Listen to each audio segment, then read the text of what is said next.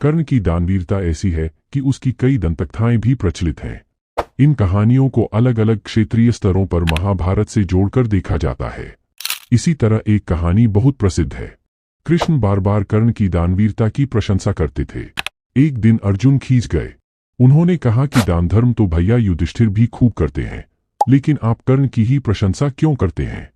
कृष्ण ने इस सवाल का जवाब बताने के लिए अर्जुन से वेदपाठी ब्राह्मण का वेश बनाने के लिए कहा। अब ब्राह्मण वेश में दोनों युधिष्ठिर के पास गए। उस समय बारिश का मौसम था।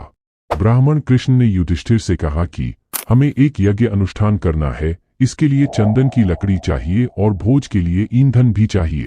राज्य में बारिश हो रही थी, कहीं भी सूखी लकड़ी नहीं मिली। तब युधिष्ठिर ने अपने सैनिकों को आदेश दिया कि जहां वर्षा न हो रही हो, वहां से चंदन और जलावन की लकड़ियां लाकर ब्राह्मणों को दी जाएं।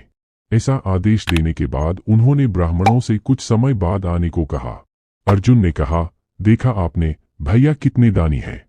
एक साधारण ब्राह्मण के लिए अपने सैनिक दौड़ा दिए। कृष्ण ये सुनकर बस मुस्कुरा दिए।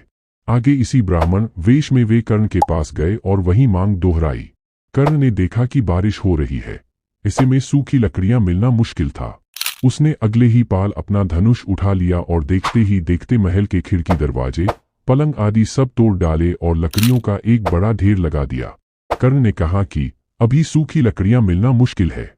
इस महल के खिड़की दरवाजे सभी चंदन की लकड़ी से बने हैं। आप ये सारी लकड़ी ले जाइए और जैसी इच्छा वैसे प्रयोग कीजिए। कर्ण की बात सुनकर कृष्ण ने अर्जुन को देखा तो अर्जुन ने बिना कुछ बोले सिर झुका लिया।